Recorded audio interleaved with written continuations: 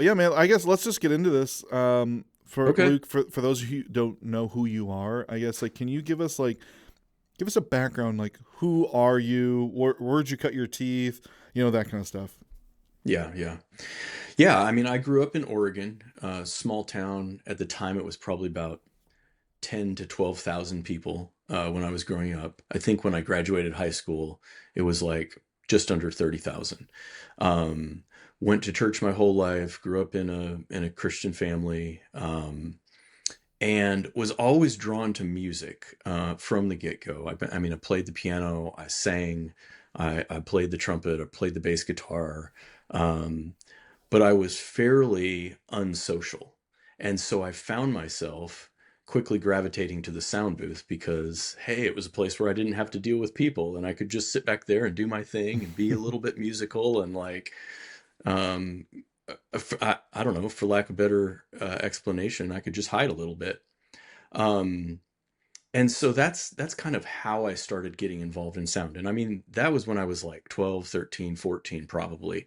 And at the time we had like the four microphones they were all wired and they all had like the blue, red, and yellow big foam balls on them. And we Yeah. had a single speaker hanging in the middle of the church. And it was pretty much just a horn. And then we had a grand piano on stage and everything else was just ambient coming off the stage. And so, that's kind of where I started.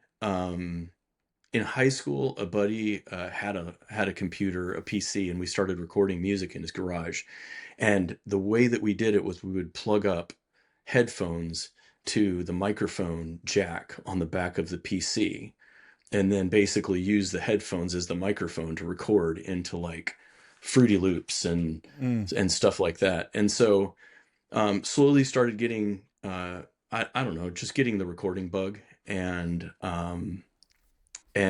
that in turn I think just kind of hung on my brain for a long time. I went to Bible college for a couple of years out of high school, and then I went to a ministry school where it was a much larger church out in Colorado, where I started getting involved in sound and being able to mix a little bit. Um, and I still at that time I still played the bass guitar quite a bit in church, and um, at the end of that I still was like, man, I don't know what to do with my life. I don't know what I want to do, um, but I love this music thing. And so and I also want to say that growing up in Oregon, the whole like church audio, church production, church technical thing was just non-existent, right? Mm-hmm. The church that I grew up in was probably the third largest church in our city, and it was like 110 people, right? Oh wow. And so the idea of church production being anything more than just like something that was a volunteer thing just was not on my radar. So um, I ended up thinking, well, man, I really love Christian music. I really love recording. So let's go to recording school. So I went to Phoenix, Arizona, and went to the Conservatory of Recording Arts and Sciences and did that trade school. Ended up in Nashville, um, was interning at a studio called the Sound Kitchen. And after several months of interning there, I was brought on as a night manager. And I started assisting on major projects, everything from country to Christian and a little bit of rap, which was kind of surprising. But sometimes rap artists would come to Nashville just to hide from their um, I don't know, their fans, because no one would expect them to be in Nashville. So at the time, that was the third largest recording studio in the U.S., and we had like a massive tracking room where we could track a 100-piece orchestra, and they had Oh wow. an 80 input API legacy console, and like, I don't know, three or four different SSL consoles and three or four different Neve consoles, and these were all separate studio rooms. And it was awesome. It was a great opportunity. Um, and I tell people all the time, like, I went to school to learn audio, and I feel like what I learned was how to learn, right? It was Mm-hmm. how to figure gear out. It was how to um, how to figure out how to get signal from point A to point B. I was able to learn the basics of troubleshooting and the basics of signal flow and the basics of gain structure and those kind of things. But I didn't learn how to make anything sound good. Um, and when I started to learn how to make things sound good was when I got in the real world around engineers that were just slamming good, right? Hmm. These Yeah. guys that are mixing major projects and really that was the season in Nashville where I started gleaning and I started like taking mental notes about, hey, this guy did this thing on a compressor. And then I'd Hmm. go home on my little like DAW on my old Pentium 4 PC and my Yeah. Motu interface and like Nuendo and just mess around and figure stuff out. And I would also say that through this whole time I was mixing in church and helping out in church Yeah. in all these different cities that I was in. Um, and really from there, it just turned into, hey, I got to live, I got to eat. And so I just took any opportunity that would come my way. And slowly but surely it started, uh, the live production, the live mixing thing started happening. A buddy of mine who was mixing, um, at the time a fairly well-known Christian artist was like, "Hey man, I need you to take the rest of my tour because I got a better Who tour." who was it? Oh, at the time it was this guy named Jeff Dio, and he had just quit the band Sonic Flood. Sonic Flood. Actually, he didn't quit the band. He got pushed out, but like that's another story. Yeah, yeah. But he was the original founding member of the group Sonic Flood back in the day. Bro, I And this was used to like early be I 2000s. I used to be in love with Sonic Flood. Hmm. I mean, I loved it too. It was really great. It was a great opportunity to cut my teeth and to kind of be in that early stages of touring and surprisingly, I was able to just skip all the grunt work that most people do when they try to get into front of house mixing. I was a studio guy, and so it just kind of fell into my lap. And they were like, "Yeah, come mix front of house." And I was like, "I'm not a live mixer, other than like a little bit of church mixing." Yeah. And my buddy was like, "But man, you know how to make stuff sound good, so just get behind the console, and anybody that matters is on the stage, and they don't know better. And so just tell them it feels great until it starts sounding good, and then tell them it sounds great." And he's like, "It's just kind of the fake it till you make it thing." And I would say it was probably 2 or 3 shows till I started figuring out, like, hey, I can't compress like this because I'm going to slam myself into feedback. And Yeah. I've got to lean more on fader writing and less on compression to manage things. And so, um, and really from there, it's once you get your foot in the door, it was just um, it, at that point, it was just word of mouth. From that Yeah. point on, it was like, hey, this guy did a good job for us. And so then you jump on to the next artist and so Yeah. on. Um, and I did that for about 4.5 years in Nashville and had a lot of great experiences, but quickly discovered that the whole 200 days on the road a year was just not my jam. So um, in in the back half of 2005, an opportunity came open for me to join the team at Church of the Highlands in Birmingham, Alabama. And one of my buddies from ministry school uh, was the worship pastor there. And he had been hiring me out for the 4 years prior to mix Christmas services. Basically, they were a smaller, I say smaller, at this point, they were 1,000-ish people in a high school auditorium, and they Mm. couldn't find someone to mix their Christmas services. So they would hire me out for that. And then after doing that for several years, it just kind of turned into an opportunity. They were like, hey, this church thing is really blowing up. It's growing. We're getting into a building project, our very first building project, and we need somebody to manage production and audio specifically. And so I jumped on the team late 2005, and I did that for 17 years. I was on the Church of the Highlands team for 17 years, Wow. working in audio, doing everything from campus launches and mixing front of house to all the live recordings, all the studio recordings, and everything in between. How Basically, many for 17 years. how Oh, many go ahead. campuses did they have when you left? When I left, we had 23 campuses, and we were averaging about 70,000 in attendance every Sunday. And we only did Sunday services, no Saturday services. Mm. So it was pretty crazy. When I joined the team, it was about 1,000 people in a high school auditorium. And then quickly after, we started doing the campus thing, and it just took off. Yeah. So yeah, it was a wild ride and a lot of fun. Um, but about 3 years ago, I really just felt like I was hitting a ceiling, right? I was like, man, I'm in my mid 40s. I can either do this thing for the next 20 years, or I can try something new. And I was really feeling like I needed a new challenge. I needed something professionally to Yeah. like to to pursue. And at that point, I felt like everything at Highlands was very cookie cutter, right?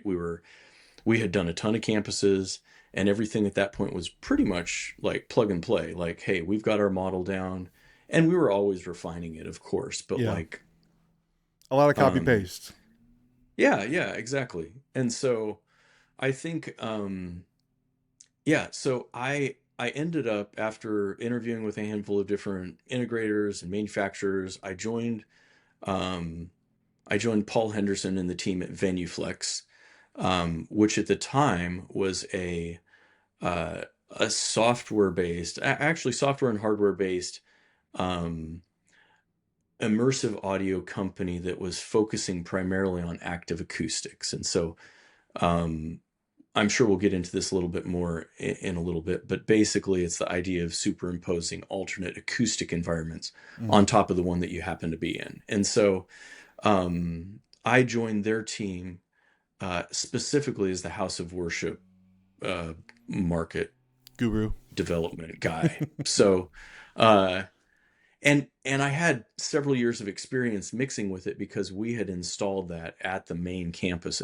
at Highlands, and it just Mm. absolutely transformed, um, not only the worship experience in the room, but also the way that people would engage, and the way that people would, um, I don't know. I feel like because they felt like they were more surrounded with an environment, an acoustic environment, it Yeah. gave them the ability to sing more and to engage more. And it was almost like overnight we realized that this was a really big shift, for the congregation from an experience standpoint. Um, and so yeah, so I joined the VenueFlex team, and then 8 months later, we got bought out by Fulcrum. Oh And no. so, uh, I mean, and truthfully, I was a little like, I was a little, of course, surprised, a little taken back, because I had just moved my family across state lines, um, and we live in Charlotte, North Carolina now, and that's where we were based originally. And I was like, man, I just moved my family, and now the company gets bought out, and I don't really know what the future looks like. And It's I either mean, going to it's be turned great out or to bad. be, yeah, Right? yeah. And I mean, thankfully, 3 years down the road, or yeah, 2.5 years down the road, it's been awesome. Um, the people at Fulcrum are great, and the ability for us to just continue to develop our immersive Mm. tool set and pair them with a great loudspeaker manufacturer is just, it's been a perfect pairing, and a great transition. So Yeah. so I yeah, want. that's where I am now. No, that's great. I want to get into Fulcrum in a second, but like, there's something you said about your transition from college, your trade school, into the studio. That it was Hmm. like you learned how to learn at school.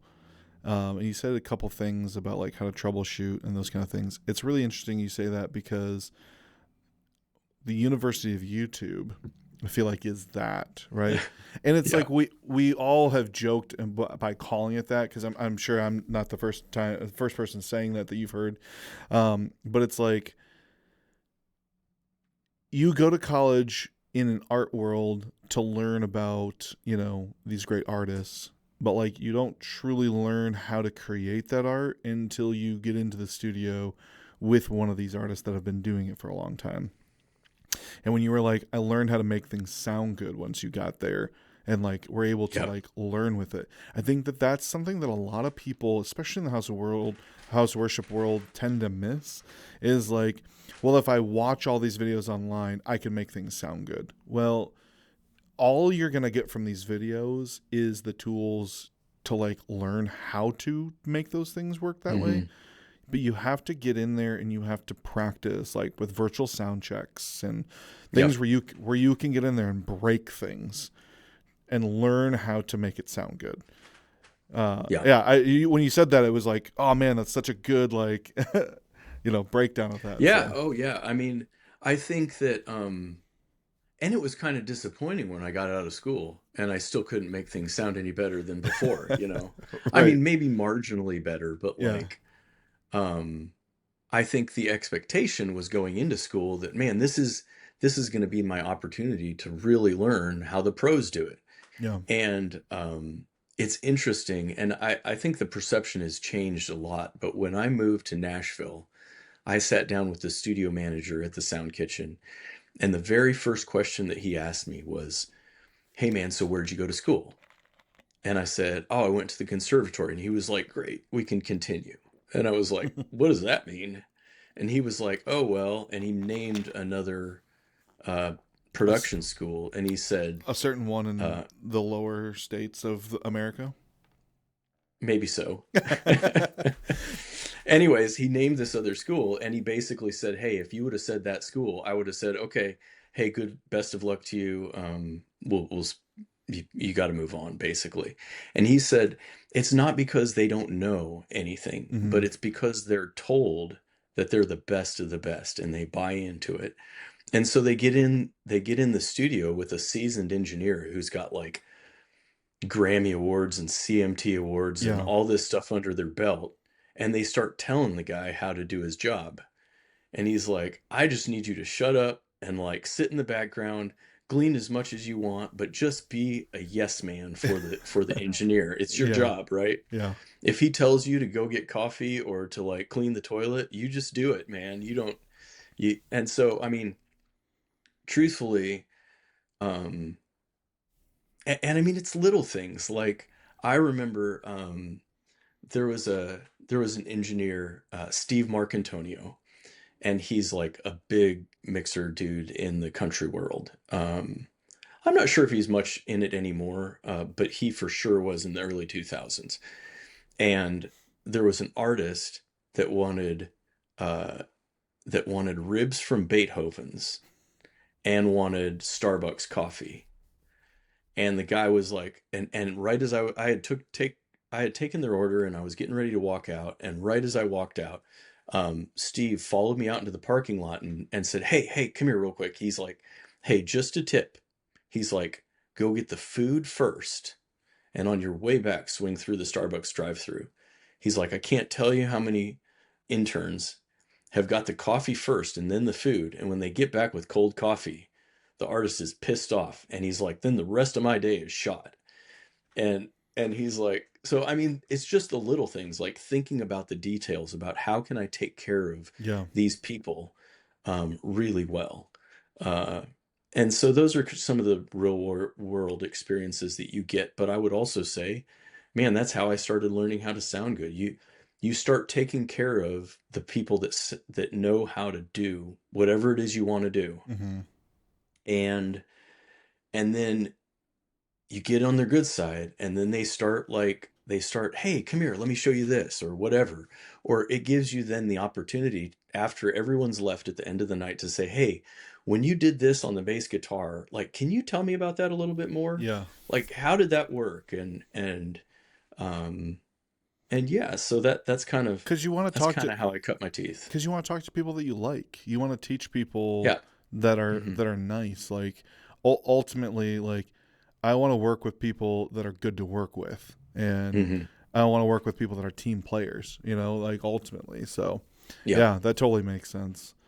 Um, I guess let's segue into the Fulcrum Acoustics thought process. Yeah, You know, I know they're not new, but I would say that they in the last couple of years have gained a lot of popularity and seem new. You know, it's one of those yeah, like, sure. you know, those artists that have been working for 10 or 15 years and then all Hmm. of a sudden they have one smash hit and it's like overnight success that, you know, everyone hates that term because it's like I slaved for 10 years, overnight Right, right. success my butt, you know. Yep. I feel like that's kind of the same thing for Fulcrum. They've been around for a long time.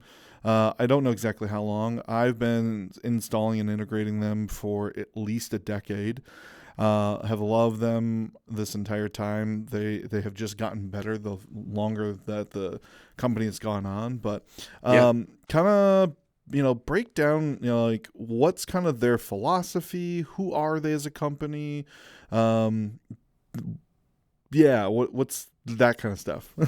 Yeah, totally. So I would say a little bit about the history, right? So Dave Gunnis, the founding engineer slash owner of the company, him and about four other people who founded the company used to work at EAW back in the heyday, right?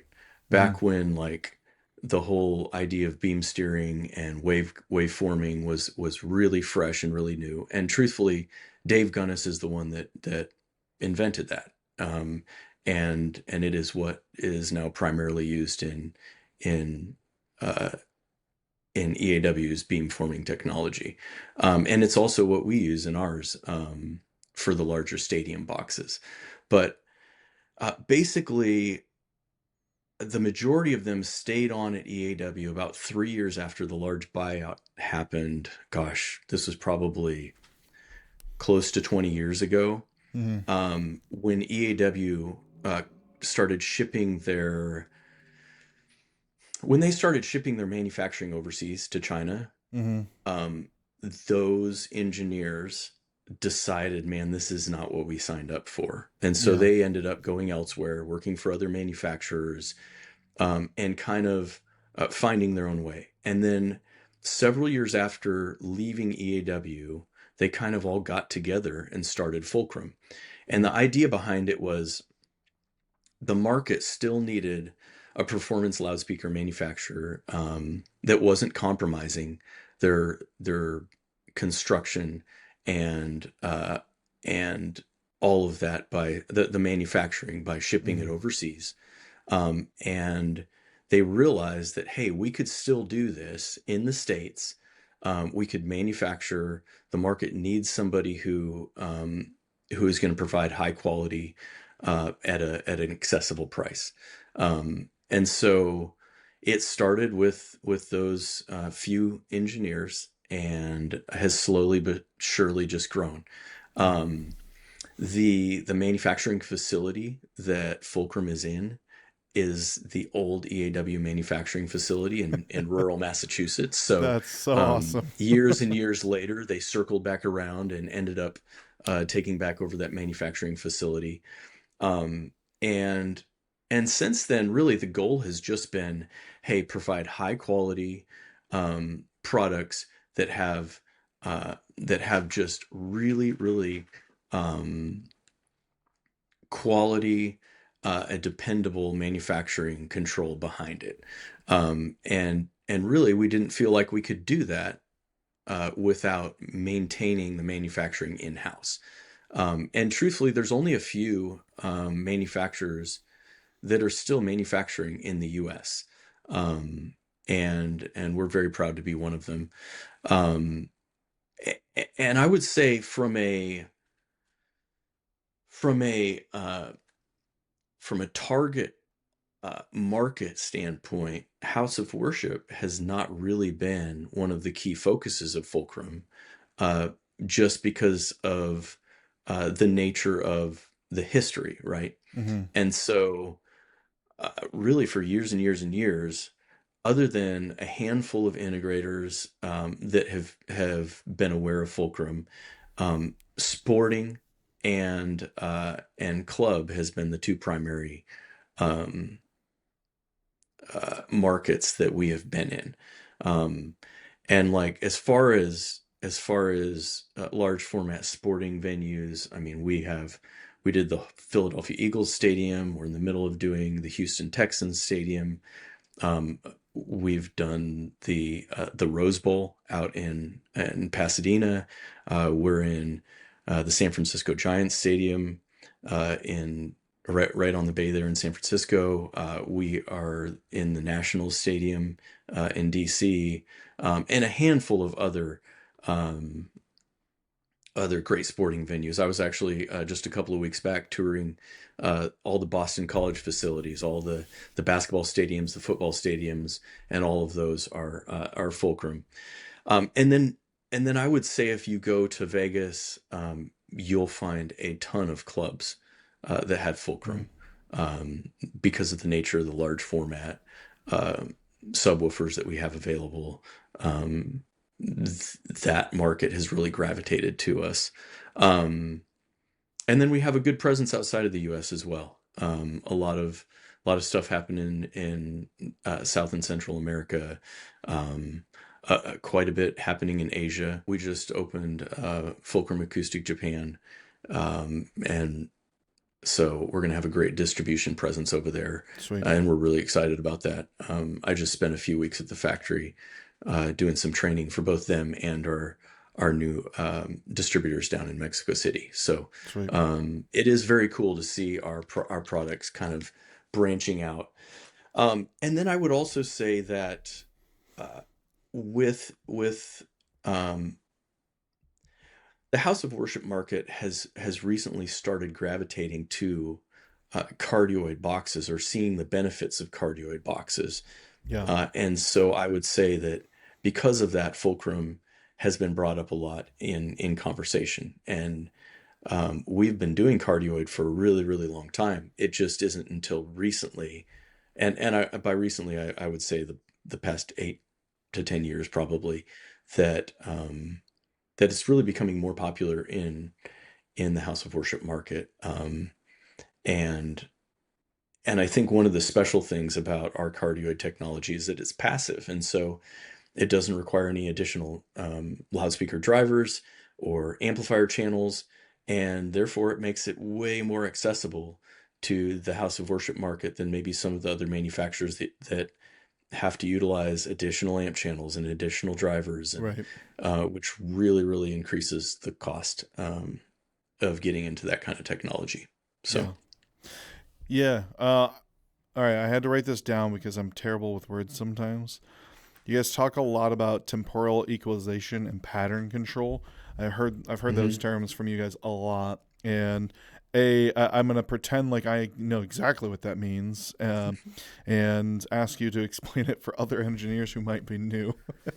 Yeah, I mean, I would say it's just our fancy way of it's what we call our beam forming technology. Okay. Um, and so we have loudspeakers that you can put at the end of an end zone, and then beam form those loudspeakers into um, a a specific area, like 500 feet across the opposite end of a football stadium, and Mm. overcome the volume of 80,000 in a crowd. And so um, part of it is just taking all of that energy and saying, "Hey, we want it in this area," and it's based on our software and our Okay. ability to control the way that the different boxes contribute to that beam, and then we're able to focus that energy in a very specific area. And I wouldn't say it is not the same thing as like um, the multi-cell steering, where you have like a line array box that has 16 high frequency drivers in it, Mm-hmm. and you're able to like aim it down at the floor even though the box is pointing straight out. Okay. It's not that. It's more of what I would say the normal person would understand as beam forming. It Okay. is taking a lot of energy and packing it into a very compact area so that you can throw it a really, really long way.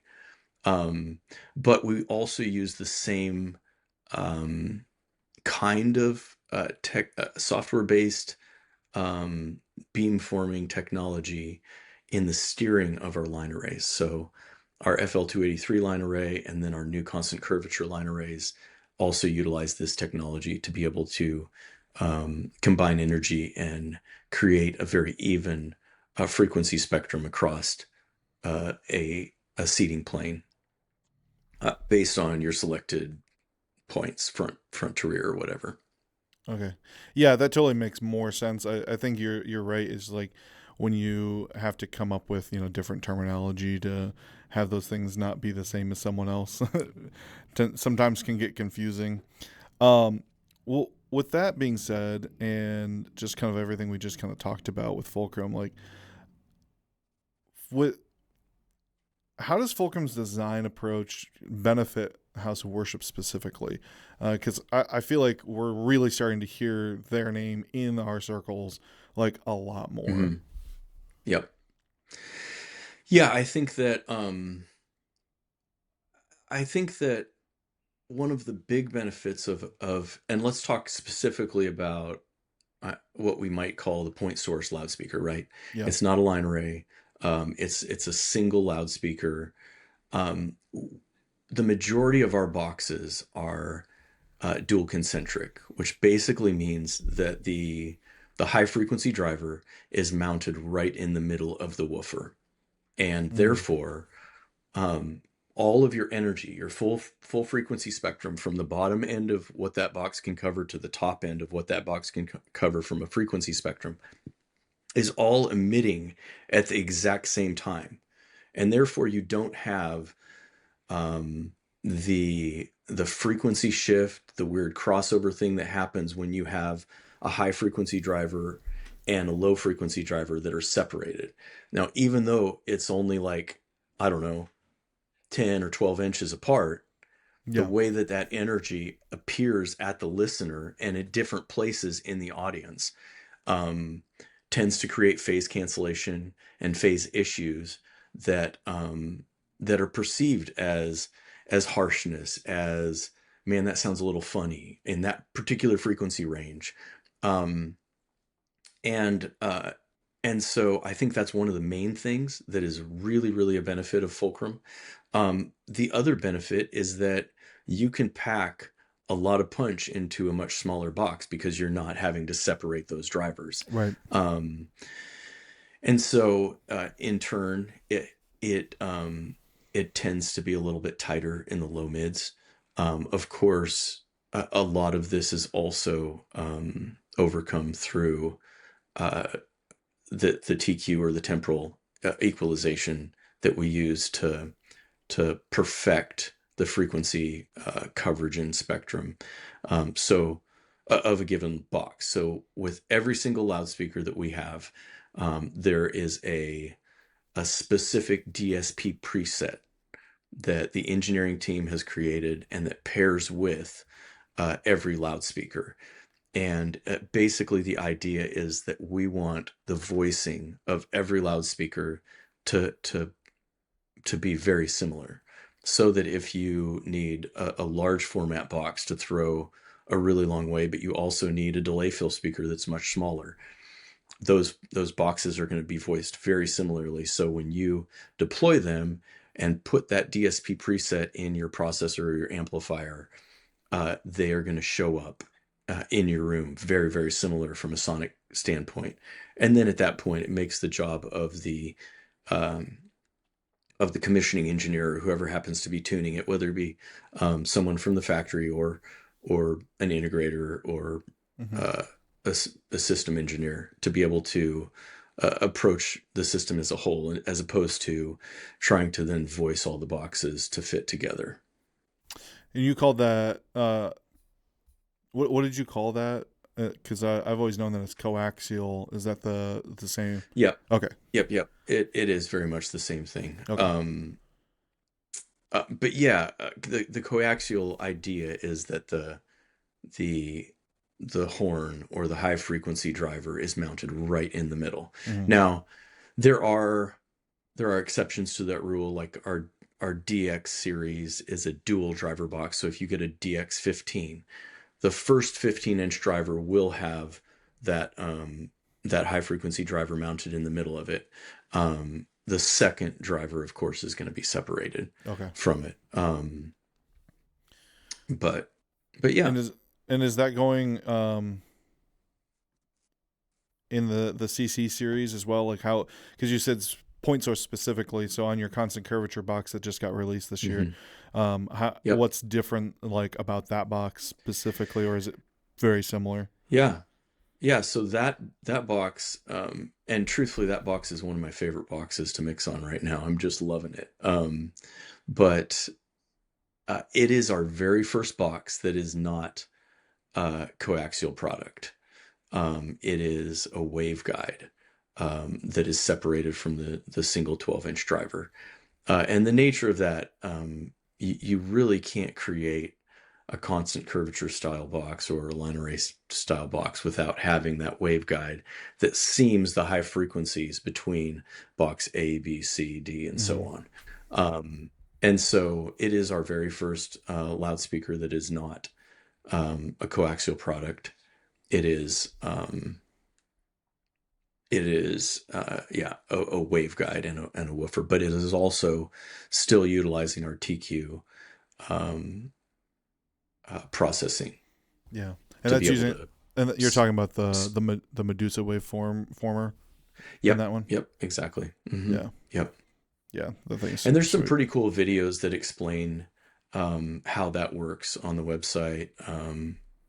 Yeah. Yeah. And I think like with the release of that constant curvature, I think that makes in my head the immersive deployment for some of these spaces a lot easier. Is that an accurate statement? I guess let's start like moving into this immersive setting sure. and talk about like, I guess like you can answer that, but let me ask this here, and so it's setting up a little bit more.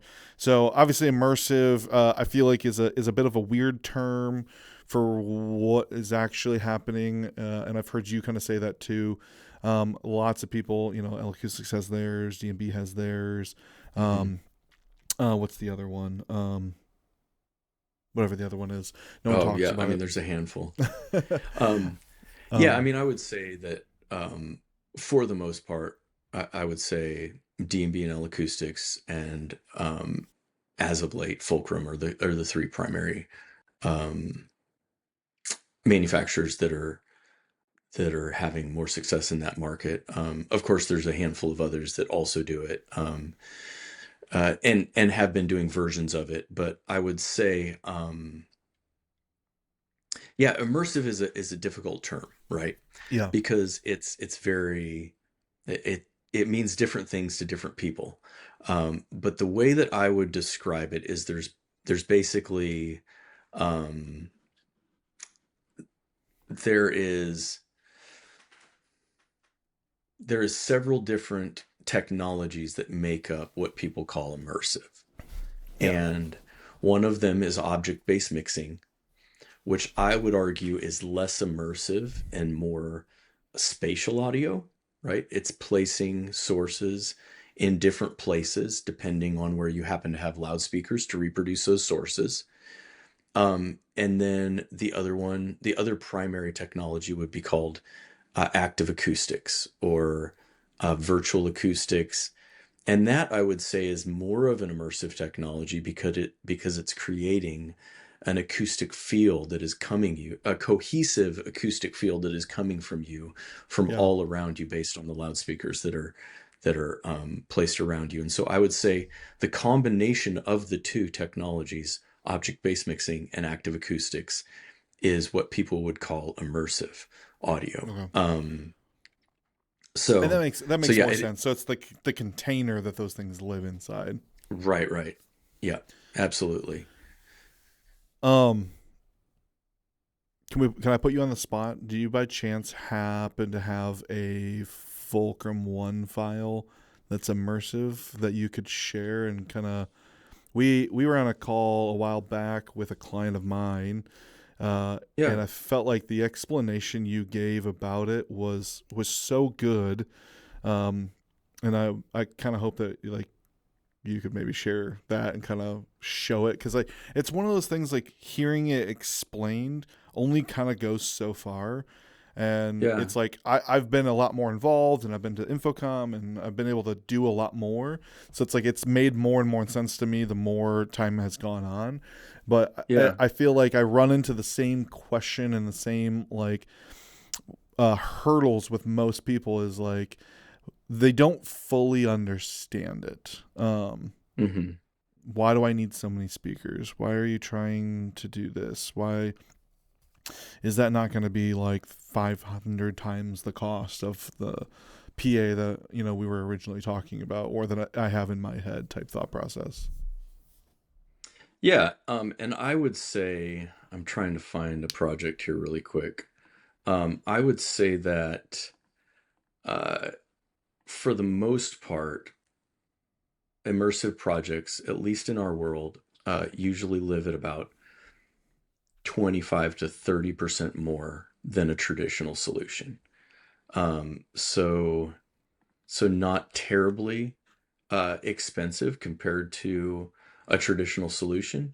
And of course, every room and every setup is going to be slightly different. Basically, in this particular environment, and this is, I would also say that we were toying around with a handful of different sub solutions. So Yeah. there's a lot more subs in this room than maybe will end up being deployed. Um, but uh, and let's just say, hey, for kicks, we're gonna we're gonna just get rid of the subs so that they're not distracting from the conversation. So let's see here. Yeah, okay, that's easier to look at. Yeah. Um, okay, so in a traditional scenario, in a traditional design, you might have um, you might have a an LCR scenario where you have a left, center, right loudspeaker, um, or you might have a left and a right array hang and then outfills on the outside edges. And in this particular scenario, to make this more of an immersive room, we ended up doing four evenly spaced array hangs, or these are our new constant curvature boxes, across the front of the stage. So, for all intents and purposes, if you were planning on doing a traditional LCR scenario, all you're doing is adding one additional more hang, right? To make this an immersive system. Um, and and to give you a little bit of an idea how this benefits the listener when it comes to uh, the experience that they might have. Um, Actually, let me back up just a little bit here. Um, and I'm gonna stop sharing my screen really quick here. Okay, Mhm. so back to the immersive technologies and the way that they work, right? Right now, let's talk about object-based mixing. So, object-based mixing is the idea of spatially placing sources, instruments or vocals or whatever it might be, in a space in a 3D spatial realm so that they can be reproduced back through your loudspeaker system. Mhm. And there's two primary ways that the different loudspeaker manufacturers do this. Two different primary approaches. One is a volume and panning based system, right? So they have the ability to basically use like a 3D panner to spatially pan something either left or right or further away from you, right? And that is all volume and panning based. The downfall to that particular approach is that it limits the rooms that might have the ability to have accessibility to an object-based mixing scenario, because um, your center loudspeaker has to cover the majority of the room.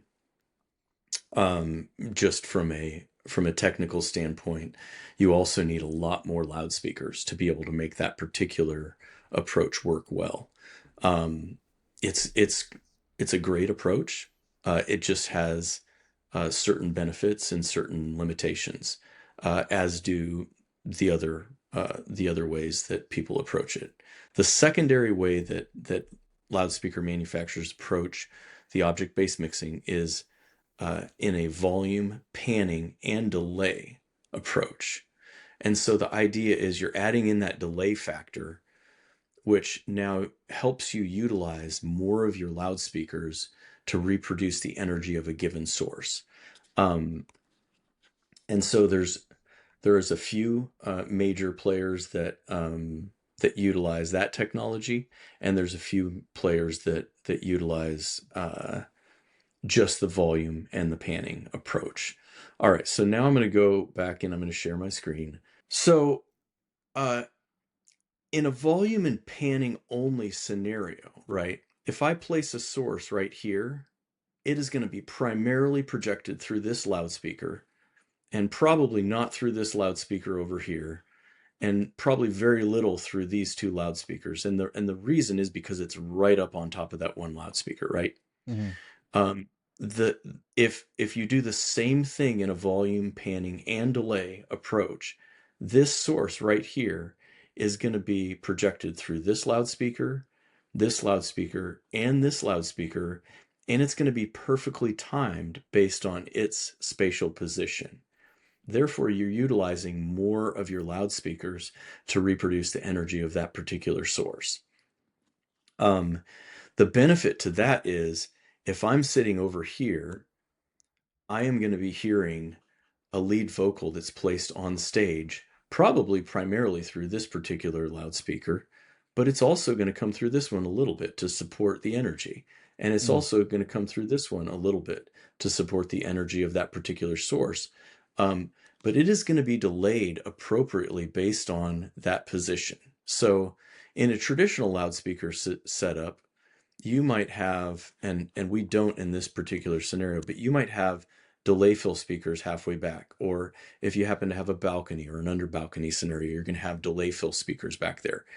And in a traditional loudspeaker setup, those delay fill speakers are going to be um, delayed in time back to your main loudspeakers, right? And the idea is that now the sources coming from your console are going to be projected through your loudspeaker system into the room in a cohesive fashion. In an object-based mixing scenario, we don't do that anymore, right? We tell the software exactly in an XYZ scenario where that loudspeaker is. So this loudspeaker is -7 off of its origin, which is the front and center of the stage. It's -18 off center, and it's 22 feet in the air. And once the software knows the exact position of every loudspeaker in the whole setup, so like it knows that that front fill is at this particular position and so on, it can now place the exact delay that it needs um, based on the position of the source, so the vocal, the kick drum, the electric guitar, and so on. And so now, if your electric guitar is placed over here, it is perfectly time aligned based on its spatial position to every loudspeaker in your whole system. And the same thing is true for your lead vocal that's placed here. It's perfectly time aligned to every um, loudspeaker in your system. Um, and the benefit to that is you increase your clarity massively because now the system is perfectly time aligned to every single source that you might happen to be putting through your loudspeaker system. And before, there's always going to be discrepancies because of time and space, and maybe you have to pick a central position where a loudspeaker is timed to, and that's going to be slightly different based on every single loudspeaker that's in your loudspeaker system. Um, I'm going to quickly give you a little bit of an example of what it looks like to, and I'm creating this really quickly on the fly here, but what it would look like to create a mixing surface for an object-based mixing scenario. So I'm going to create my sources over here. I'm going to maybe select them and color them. We'll create a few that are purple, And when you a and few you that are red. when you're Go saying ahead. creating objects, like you're talking about like a drum set, a guitar player, and Exactly. yeah, yeah. Yep. So this could be my kick, and this could be my snare, and this could be my acoustic guitar, and this could be my lead vocal or whatever. Mm-hmm. Um, and then when I take these sources, I can just literally grab this place button and drop them on the source, or drop them on my mixing surface. And so now, once I've done that, um, and I'll show you in just a second here, um, if we go back over to my design tab here, you can now see that those sources are placed on my stage, and I could even bring, um, I could bring that elevation up a little bit so that it's closer to the elevation um, of where those microphones or sources might happen to be. Now, mind you, in this particular scenario, it's a 2D mixing scenario because I don't have overhead loudspeakers. I'm not trying to place my bass guitar in the back corner of the room or whatever. This is very much a spatial audio kind of positioning based on more of a house of worship band setup. Um, so now I've got my lead vocal up here, and you can kind of see where it's placed. And I've got my snare drum back here, and my kick drum back here, and my acoustic guitar over here. And say, for instance, I want my acoustic guitar is actually being played by my worship leader who's also singing. I can bring this right up next to him, and now for every person in the congregation, the perception is now that that acoustic guitar and that vocal are coming from the same place, right? Mm-hmm. And it's being appropriately delayed in time through the loudspeaker system so that the perception from every seat in the house is that that source is coming from that location. Um, which is so incredibly cool because now Yeah, we're pairing what we're visually seeing in a worship environment to what right. we're hearing. Um, the other benefit is that from a mixing standpoint, I no longer have to decide, oh man, my acoustic guitar is interfering with my lead vocals, so now I have to carve out a little bit of high frequencies to let my lead vocal sit. I'm just like, oh, I'm going to scooch it back over here a little bit. And now it is spatially coming out of my loudspeakers at a Mm, different time from my lead vocal. I mean, and we're yeah, talking milliseconds here, but it makes a massive difference on your loudspeaker's ability to reproduce those frequencies. And now you can leave the full frequency spectrum of uh, an acoustic guitar or an electric guitar or whatever it might be, um, without destructively having to EQ it to make space for a lead vocal or whatever else it might be. And this is our 3D view, but from a mixing standpoint on a Sunday morning, I'm going to live in this live view, right? It's mm-hmm. just a 2D overhead view. I know this is my stage. Um, Well, and I know that, and for like, most churches, they don't even have to look at this. Like, if they're not moving their stuff around, drums are always in the same spot. absolutely, Bass player sits in the same absolutely. spot. That gets set, and then you don't touch it if you don't need to. Right. And I would say, for the most part, house of worship setups, the very first time they set up their maybe stage layout right after Christmas, um, they'll open up the software, they'll move the sources around based on where they want them to spatially be, and based on where um, it might happen to be on stage visually. And then they're going to close the software out, and they're not going to touch it until they rearrange the stage at Easter. Mm-hmm. And then they're opening up the software, they're moving things around slightly, and then they're closing out the software again, and they're just mixing on the console like they normally would. But now they have um, higher fidelity, higher clarity in their system. They have to EQ a lot less. They can EQ from a lot more of a musical standpoint than a technical standpoint.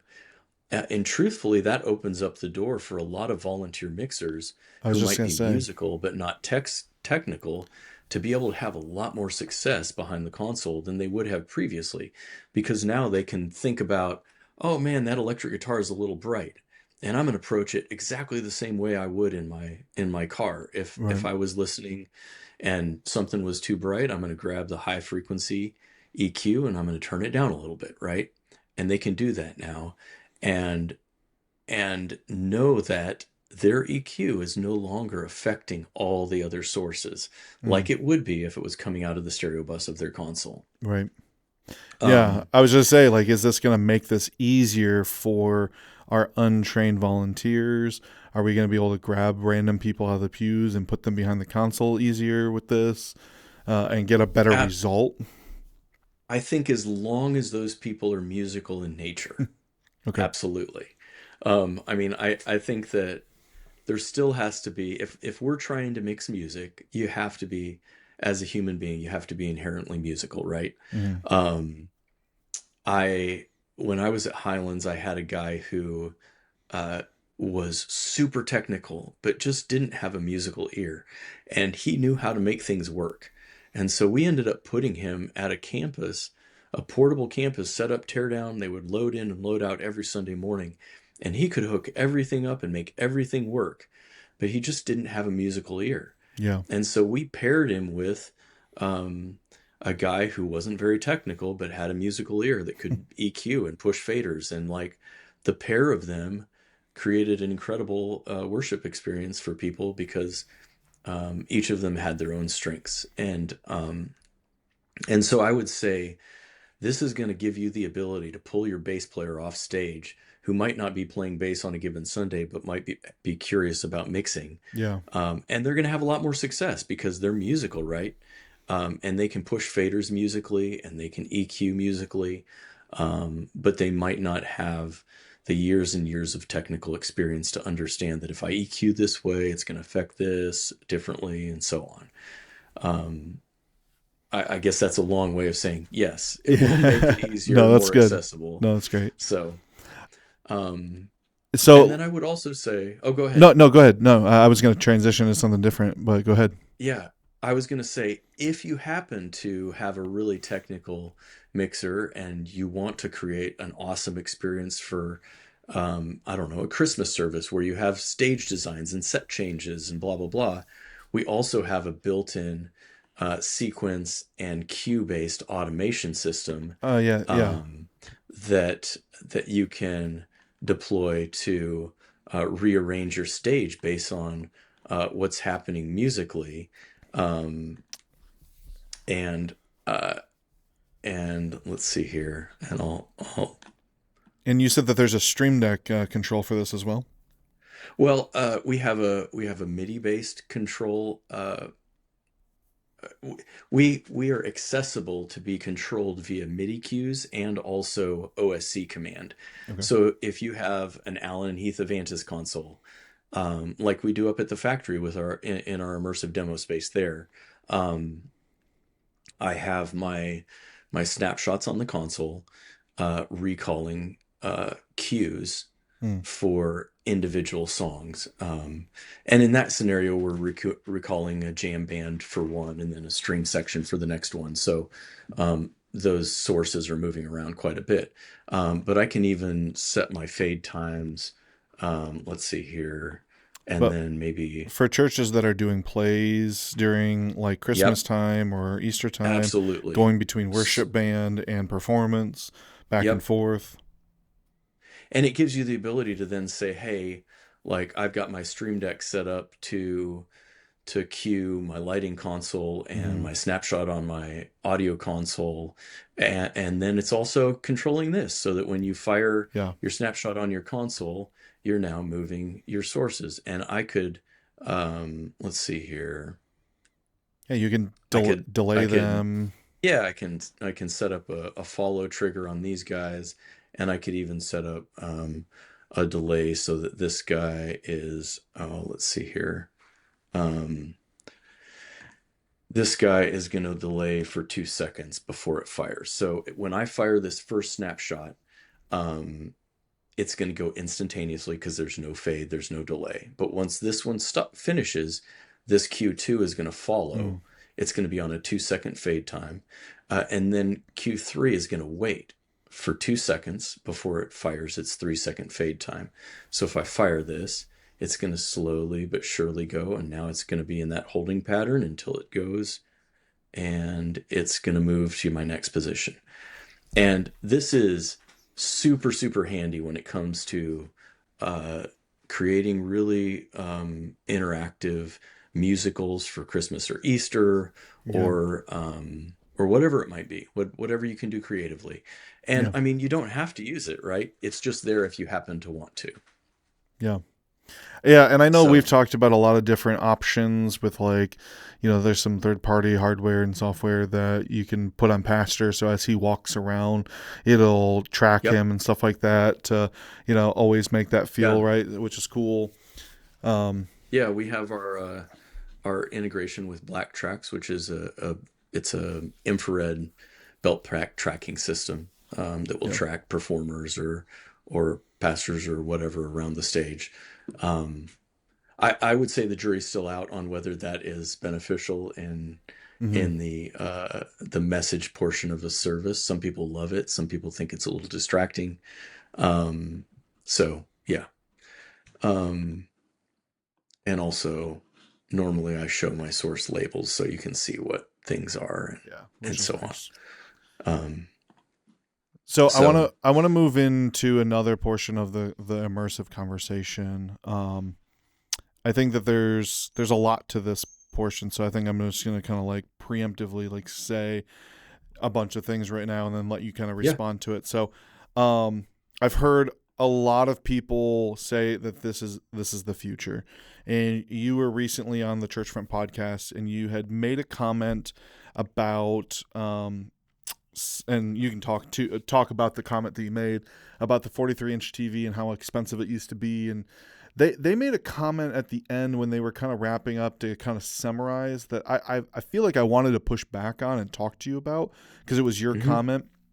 Um, they were like, yeah, like the cost is high, but like it'll come down eventually.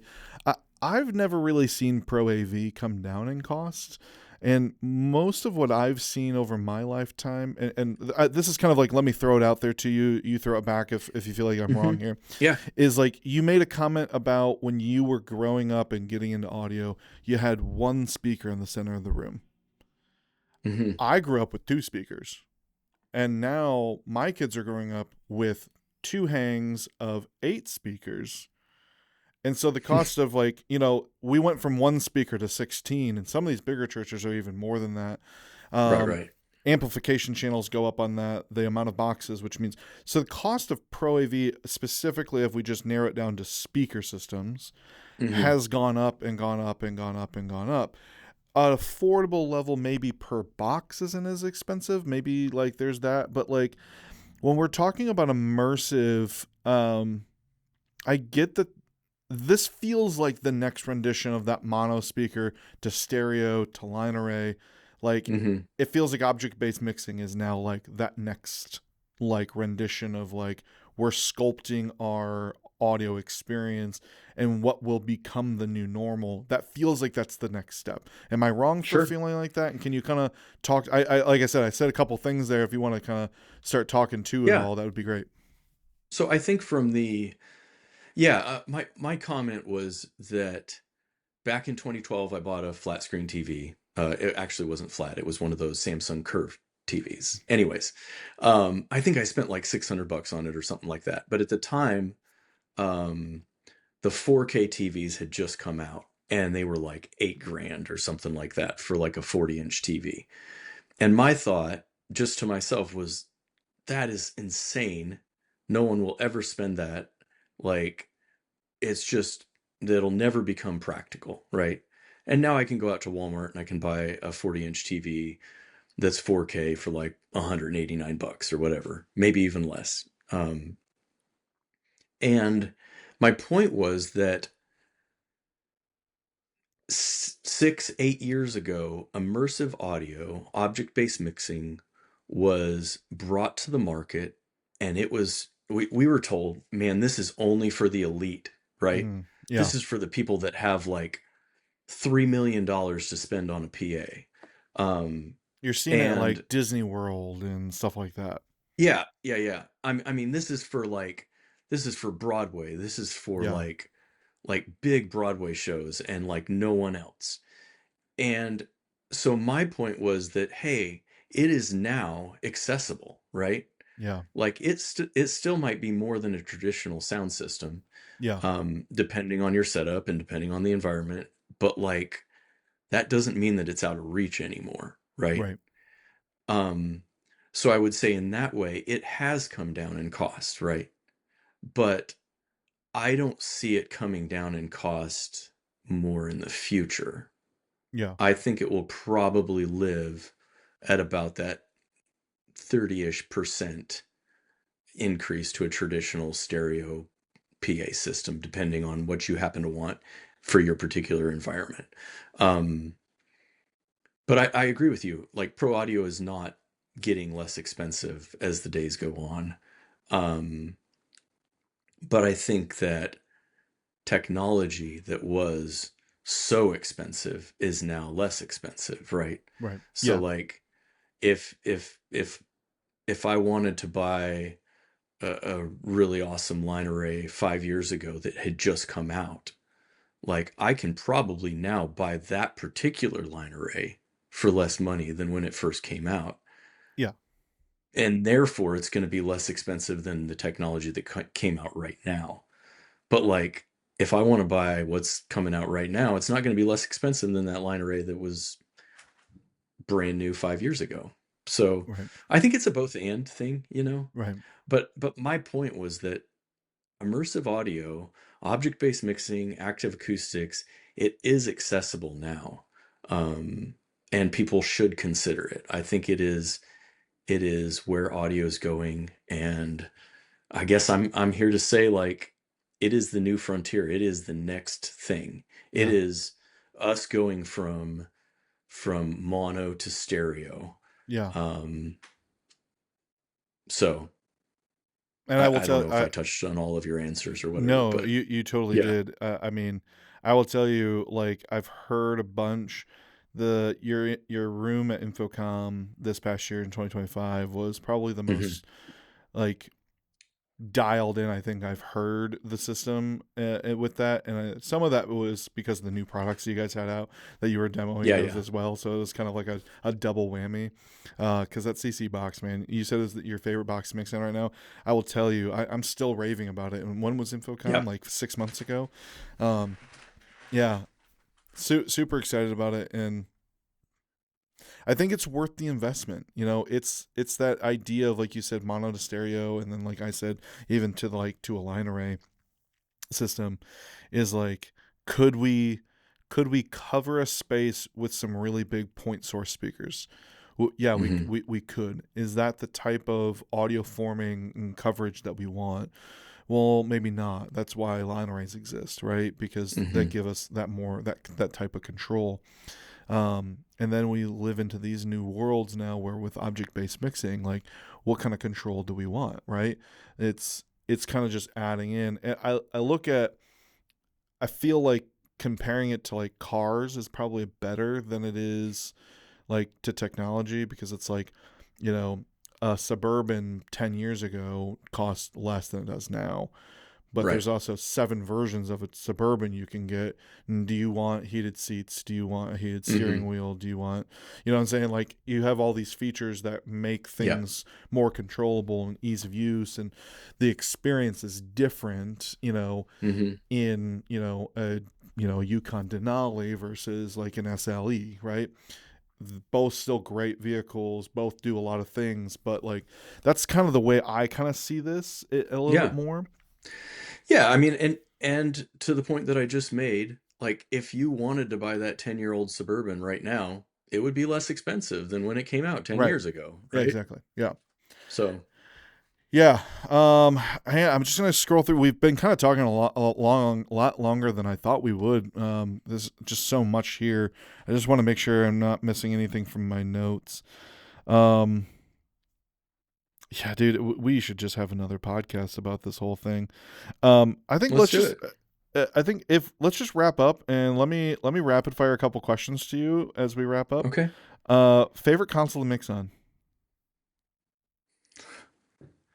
Uh, Probably the SSL, the L Which one? series.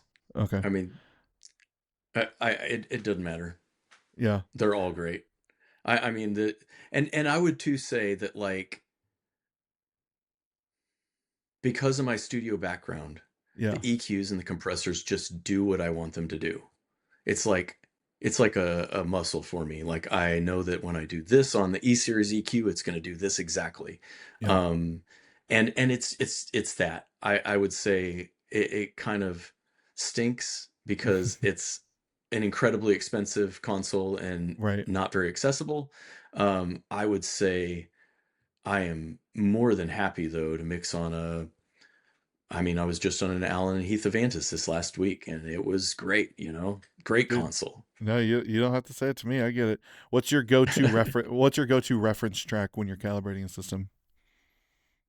Oh man, I have a handful of different ones. I would say "Feel" by Jacob Collier is a Okay. really good one. And then I need to look. I've been using a track called "Birds," and I forget the artist's name. Um, but I have it in my playlist here. Oh. Um,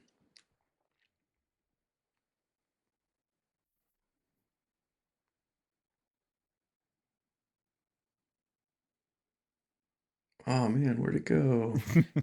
It's okay. No, I mean, because it's a great track.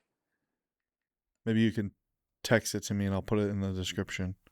Yeah, yeah, we can do that. All right. Dream venue to tune. To tune? Yeah. Oh man, I'm gonna leave that to my system engineer. No, I would love to experience Red Rocks. I think Okay. that would be awesome.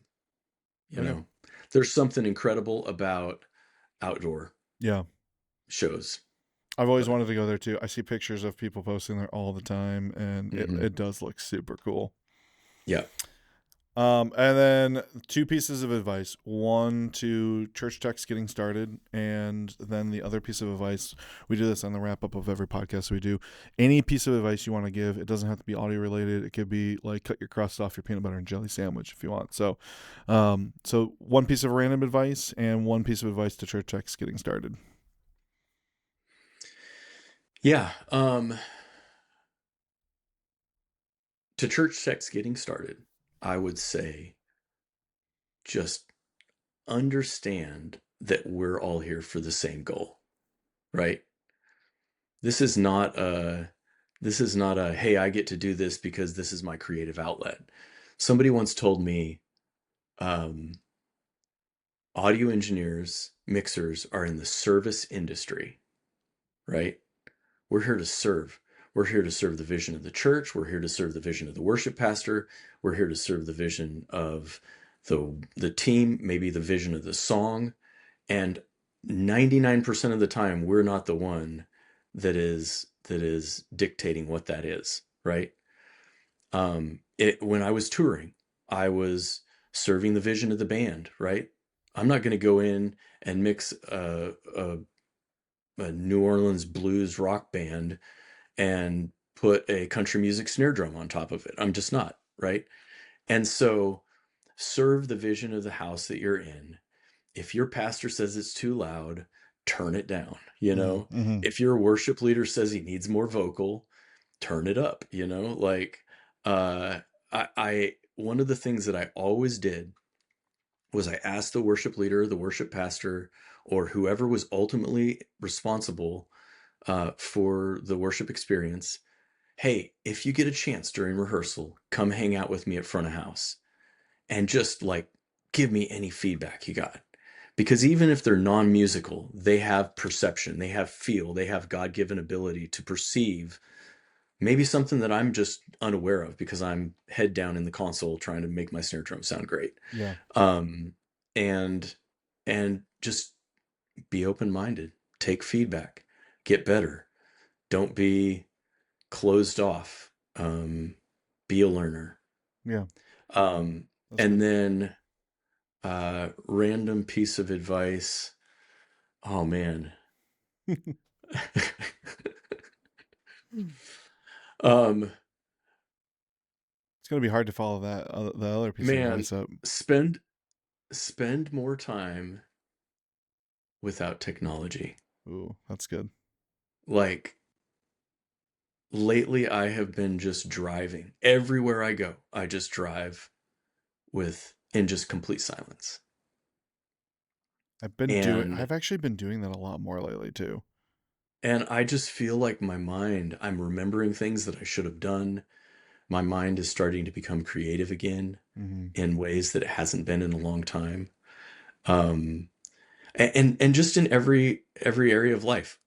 We just moved into this new house and I'm building a Murphy bed, and it is like an IKEA Wayfair nightmare when it comes to the instructions that it's giving me. And I spent 2.5 hours the other night in a room by myself after the kids went to bed, and I was just in complete silence while I was building this thing. And 2 hours into it, I realized, oh my gosh, a guy texted me like 3 weeks ago with a specific question about a specific thing about when I was going to come tune his room. And like, I never responded. And so Oh like, man. I would have never, like, it would have never come to mind, except for that my brain finally relaxed enough to like recall something that I should have done weeks ago. So You yeah, remembered where your retainer was from third grade. yeah, right, right. Dude, So yeah, that's really good, and I definitely have been driving a lot more in silence. And you're right. I started doing it. There was a video that I saw. The guy was talking about how if you can be in silence, I think for like 5 or 10 minutes, he says that it actually triggers something in your brain to start mhm. being more creative and become problem solving of like the issues that you're going through. Um, Yep. I think it was not a lot of time, and so I've been trying because I live about 40 minutes from my house to my Mhm. work, and so I will drive like half of that at least, usually in silence, at least a couple Yeah. times a week. Mhm. And yeah, it's been really good. So, but dude, thank you so much for coming on. Like I said, I have probably another like page and a half of questions that I could have asked you. So we'll definitely have to have you back on. And yeah, thank you so much for taking the time. It does really mean a lot to me. Yeah, man. Thank you, Justin. Really appreciate it. Enjoyed it a lot. Thanks. One last thing, where can people reach out to you if they've got questions or anything like that? Yeah, I'm just on all the socials at Luke Vogel, all one word. Um, and or you can email me at Luke at fulcrum-acoustic.com. Um, and yeah, I'd love to help anyone that I can. Sweet. Um, I also do independent consulting on the side, um, mix coaching and all that kind of fun stuff. So Sweet. I'm open to that as well. Just hit me up. Happy to Fantastic. talk. Awesome. Thanks again, Luke.